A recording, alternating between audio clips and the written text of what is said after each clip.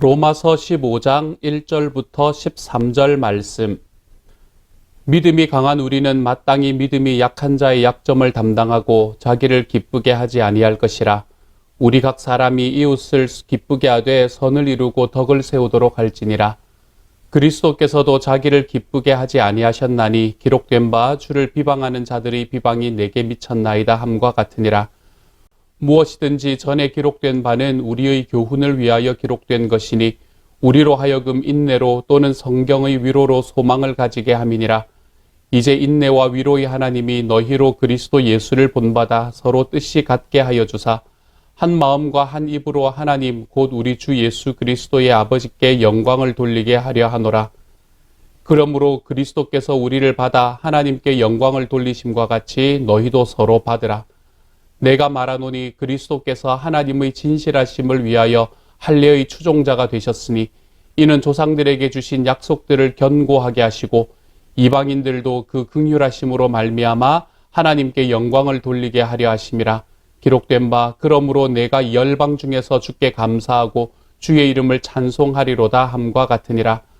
또 이르되 열방들아 주의 백성과 함께 즐거워하라 하였으며 또 모든 열방들아 주를 찬양하며 모든 백성들아 그를 찬송하라 하였으며 또 이사야가 이르되 이새의 뿔이 곧 열방을 다스리기 위하여 일어나시는 이가 있으리니 열방이 그에게 소망을 두리라 하였느니라. 소망의 하나님이 모든 기쁨과 평강을 믿음 안에서 너희에게 충만하게 하사 성령의 능력으로 소망이 넘치게 하시기를 원하노라. 아멘. 사도 바울의 임페라티브, 그리스도인이라면 어떤 윤리를 가지고 살아야 하는가라는 그 이야기는 지금 12장으로부터 시작을 해서 오늘 우리가 함께 나누는 15장의 말씀까지 쭉 이어지고 있습니다. 사도 바울은 이 안에서 참 여러 가지 이야기를 하였는데요. 그 이야기들의 중심에는 딱 한 단어가 있다는 것을 우리는 지금까지의 말씀을 통해서 깨닫게 됩니다. 사도 바울이 그리스도인이라면 이렇게 살아야 합니다. 그리스도인의 윤리라면 이런 윤리가 필요합니다. 라고 이야기했던 것의 중심에는 사랑이라는 단어 하나가 이 전체를 아우르고 있다는 것을 우리는 말씀을 보면 볼수록 깨달을 수 있게 되는 것 같습니다. 먼저 사도 바울이 12장 2절의 말씀에서 하나님의 기뻐하시고 온전하신 뜻이 무엇인지 분별하여라 라고 이야기하고 난 다음에 그 분별하는 과정에 대해서 우리에게 어떤 식으로 이야기해주고 있는지를 한번 살펴보면 이 사실을 금방 압니다. 사도 바울은 사랑에는 거짓이 없어야 합니다 라고 이야기하고요. 사랑의 빛 외에는 다른 빛을 지지 마십시다 라고 이야기하고요. 남을 사랑하는 사람은 율법을 다 이룬 사람입니다 라고 이야기할 뿐만 아니라 사랑은 율법의 완성이 됩니다 라고 우리에게 이야기를 하였었지요. 그리고 난 다음에 먹는 것과 마시는 것, 그리고 나를 지키는 것, 이런 것으로 우리가 서로 간에 논쟁하며 살아가지 마십시다 라고 말한 다음에 다른 사람을 비판하는 것이 아니라 내가 그들의 걸림돌이 되고 있지는 않은가를 한번 돌아보자 라고 이야기를 합니다. 이것도 다른 사람을 나보다 낮게 여기는 이 사랑의 마음에서 나타나는 행동이 되겠지요.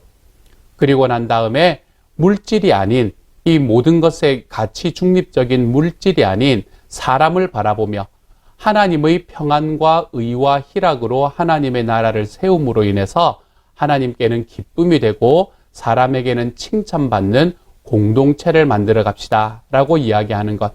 여기까지가 우리 어제까지의 말씀 속에서 사도 바울이 이 자기의 임페라티브 안에서 하고 있던 이야기였거든요.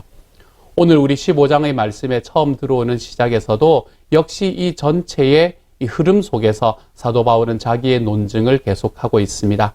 사도 바울이 지금 그리스도인으로서 살아가면서 우리가 가지고 살아가야 되는 윤리가 무엇인가, 이것에 관한 이야기를 하면서 딱 한 단어를 이야기하고 있는 거예요. 사랑의 윤리를 따라가십시다. 이렇게 이야기하고 있는 것입니다.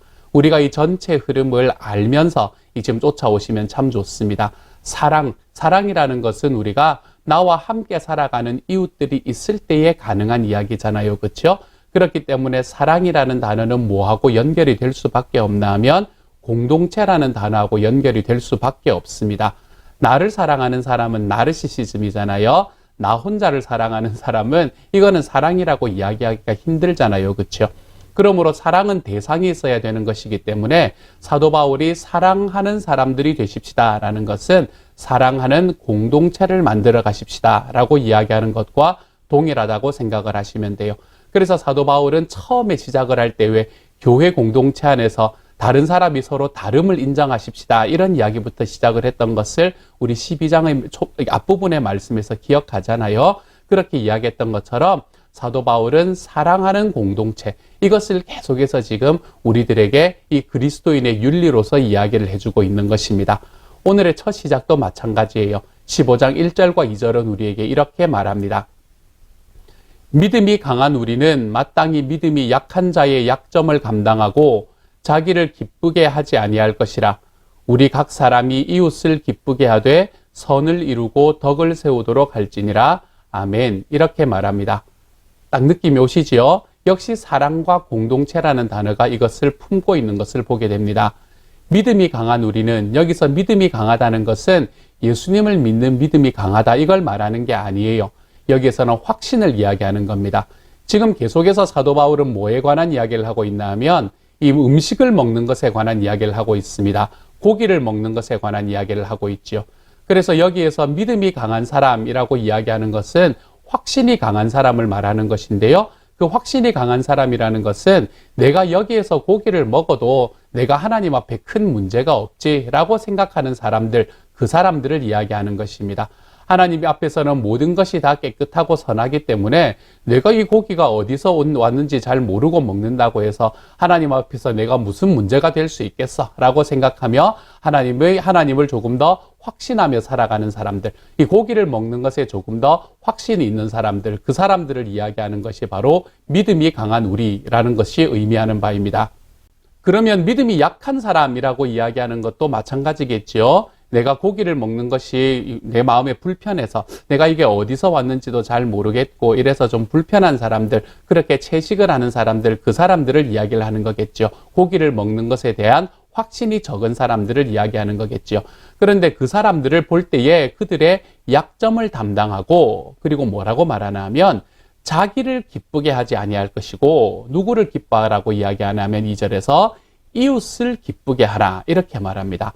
나를 기쁘게 하지 않고 이웃을 기쁘게 하는 게 선을 이루고 덕을 세우는 방식이다. 이렇게 오늘 1절과 2절의 말씀은 우리에게 이야기를 하고 있는 것이지요.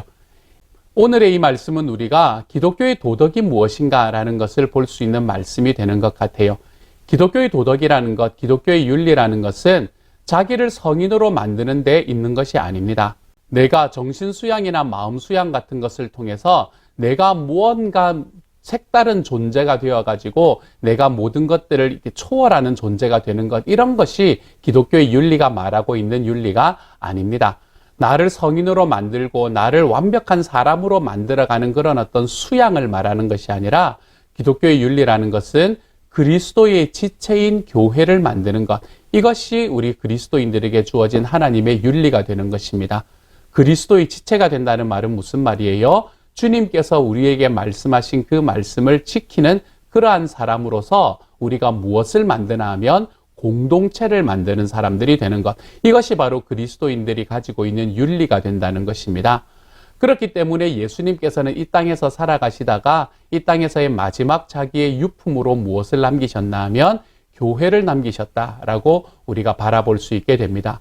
예수님께서 완벽한 사람의 모습을 우리에게 보여주시면서 이러한 모습을 너희가 그대로 쫓아가야 한다라고 이야기하신 분이 아니라는 거예요. 여러분 성경을 바라보시면 예수님께서 이 땅에서 살아가실 때 그분도 화를 내셨습니다.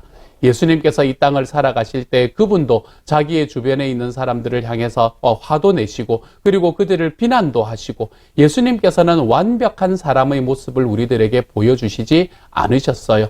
그렇게 완벽한 수양으로 만들어진 모습이 아니라 예수님께서는 이 땅에서 살아가는 그 모든 과정 속에서 자기와 함께 걸어가던 사람들을 계속해서 격려하시고 그들에게 하나님의 은혜와 하나님의 교훈을 부어주심으로 인해서 그들이 함께 만들어낼 수 있는 교회라는 공동체를 이 땅에 남기고 가셨다는 거예요. 그러므로 예수님의 유품이 무엇이냐 하면 예수님의 유품은 책도 아니고 그분이 남겨주신 어떠한 어록 같은 것도 아니고 예수님께서 우리에게 남겨주신 유일한 유품은 교회다라고 이야기를 하는 것이 옳습니다. 교회라는 말은 무엇을 이야기하는 거예요? 공동체를 이야기하는 것이죠. 그러므로 그리스도인이 가지고 살아가야 하는 윤리의 중심에는 이 공동체가 있다는 것입니다. 그러므로 오늘의 아까 우리가 읽었던 말씀에서도 이웃을 기쁘게 하라 이렇게 말하는 거예요. 나를 기쁘게 하는 것이 아니라 이웃을 기쁘게 하라 라고 이야기하는 겁니다. 이것은 어제 우리가 읽었던 말씀과도 연결이 되지요. 어제의 말씀에서도 뭐라고 말했습니까? 하나님께 기쁨을 얻고 사람들에게 칭찬을 얻는 그러한 공동체가 되어라 이야기하는 것, 동일한 이야기잖아요. 우리가 서로서로를 사랑하고 서로서로에게 마음을 쏟아놓고 그 사람 누군가가 아프면 그 사람의 아픔이 나의 아픔이 되고 그 사람의 슬픔이 나의 슬픔이 되어서 내가 정말 이 사람이 가지고 있는 삶의 어려움에서 벗어날 수 있게 하기 위해서 내가 기도하는, 그리고 내가 어떨 때는 금식도 해보는 이러한 삶의 과정들이 우리들에게 있을 때, 그래서 정말로 힘들고 어려워서 자기의 혼자의 힘으로는 설 수 없을 것 같은 그 사람이 내가 했던 기도, 그리고 우리가 함께 버텨주는 그 버팀을 통해서 하나님 안에서 새롭게 거듭나 볼 수 있는 삶의 단계로 나아오는 것, 우리가 이런 것을 경험하는 것이 그리스도인의 교회, 그리스도인이 모여있는 교회가 감당해야 되는 일이 아닌가라고 오늘의 말씀은 이야기하고 있는 것이지요. 그렇기 때문에 우리는 이웃을 기쁘게 하면서 좀 살아가 볼 줄 알아야 됩니다. 서로를 기쁘게 하면서 살아가 보는 삶이 되어야 한다는 것이지요. 그것에 대해서 오늘의 말씀은 여러 가지로 설명을 합니다. 5절의 말씀에서는 이렇게 이야기해요. 이제 인내와 위로의 하나님이 너희로 그리스도 예수를 본받아 서로 뜻이 같게 하여 주사, 이렇게 말합니다. 우리가 뜻이 같게 하여 주시겠다라고 이야기하는 거예요. 하나님께서 우리가 서로를 향해서 우리의 마음을 내놓고 우리가 서로를 우리의 마음에 더 깊이 품으며 그들을 기쁘게 하는 삶을 살아가기 시작을 할 때 나의 기쁨이 되는 것이 아니라 그들을 기쁘게 하는 이 공동체의 삶을 살아가기 시작할 때 하나님께서는 우리가 서로 뜻이 맞도록 하여 주시겠다라고 이야기하는 거예요. 그리고 우리가 뜻이 맞아가는 것, 이것이 뭔가 하면 하나님께 영광을 돌리는 길이다라고 6절에서 이야기하고 있는 거예요. 우리가 하나님께 영광을 돌리는 것은 다른 일이 아닙니다. 내가 뭔가 특별한 일을 해서 내가 하나님 앞에 영광을 돌리는 것, 이런 것보다도 하나님께서는 우리들에게 우리가 뜻이 함께 맞게 되면 하나님께 영광을 돌리는 길이다, 이렇게 이야기를 하고 있는 거예요. 그러기 위해서 내가 가지고 있는 나의 떳떳함, 나의 의도는 분명했는데 이런 이야기들을 넘어서서 내가 이웃에게 칭찬받는 자리로 걸어가 보는 그 자리, 그들을 더욱 배려해보는 자리로 걸어가는 그런 자리를 선택할 때 하나님께서는 우리에게 하나님께 영광이 되는 길을 보여주실 것이다. 그게 바로 주님께서 영광이 되는 바로 그 길이다라고 이야기하고 있는 것이지요. 7절에서도 마찬가지입니다. 그러므로 그리스도께서 우리를 받아 하나님께 영광을 돌리심과 같이 너희도 서로 받으라, 이렇게 말하지 않습니까? 서로라는 단어가 들어와 있지요. 공동체를 말하는 것입니다. 하나님께서는 오늘 이 사도 바울의 말씀, 이 로마서의 말씀을 통해서 우리에게 하나님의 윤리, 그리스도인의 윤리라는 것은 공동체를 만들어가는 것이고 공동체 안에서 이웃을 기쁘게 하는 것이고 그리고 마음이 같고 뜻이 같게 되는 것이며 또한 너희가 서로 받아주는 것, 그것이 바로 하나님의 윤리의 중심에 있다라고 이야기를 하고 있습니다. 이러한 것들이 교회에서만 일어나는 것은 아니지요. 하나님께서 우리에게 주시는 정말 중요한 공동체는 가정과 목장과 교회의 공동체라고 저는 생각합니다. 물론 직장이 있지만 직장을 저는 공동체라고 말하기는 아직은 좀 힘들지 않을까라고 생각이 들어요. 그렇게 만들어가면 좋겠지만요. 그래서 우리의 가정과 우리의 목장과 우리의 교회가 저는 이렇게 하나님께서 말씀하시는 서로를 배려하는 공동체가 되어갔으면 좋겠습니다. 이웃을 기쁘게 하고 서로를 기쁘게 함으로 선을 이루고 덕을 세우는 공동체, 그리고 서로 뜻이 같게 되는 공동체, 그리고 우리가 서로를 받을 수 있는 공동체. 저는 저와 여러분이 이러한 공동체의 모습으로 나아가서 하나님께 영광을 돌리는 그런 오늘 하루가 되어갔으면 좋겠습니다. 식구들이 함께 모여있는 시간이 계속해서 진행되기 때문에 그 안에서 여러 가지 좋은 점도 있지만 또 서로 간에 어려운 점도 나타날 줄로 믿습니다. 이러한 가정의 상황 속에서 저와 여러분이 하나님께서 원하시는 공동체가 어떤 것인가를 다시 한번 기억해 볼 수 있는 하나님의 사람이 되기를 소망합니다. 목장과 교회에서도 이러한 동일한 공동체에 대한 하나님의 말씀이 저와 여러분의 삶에 실현될 수 있는 시간이 될 수 있기를 소망합니다. 사랑하는 여러분, 주님께서 우리에게 말씀하시는 것은 사랑하는 공동체를 만들어라. 그것이 그리스도인의 윤리다라고 이야기하십니다.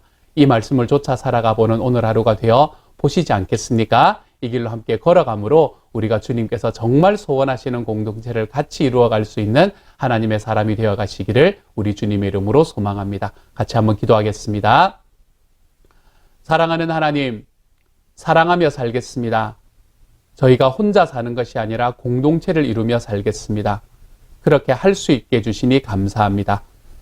사랑하는 하나님, 하나님께서 저희가 오늘 하루 살아가며 저희의 가정에서 또한 저희의 목장에서 교회에서 하나님께서 기뻐하시는 사랑하는 공동체를 만들어갈 수 있게 하여 주시고 그래서 주님의 영광을 우리들의 삶에 경험하고 주님의 나라가 그곳에서 임하는 것을 경험할 수 있는 주님의 사람들이 되게 하여 주옵소서. 우리가 더 사랑할 수 있는 날이 될 수 있게 하시기를 소망합니다. 오늘 하루를 그것으로 인해서 그렇게 서로를 사랑하고 품어주는 삶으로 인해 더욱 하나님 앞에 기쁨이 넘치는 사람들에게는 칭찬이 넘치는 날이 될 수 있도록 주여 도와주옵소서. 모든 말씀 우리 주님 예수님 이름으로 기도합니다. 아멘.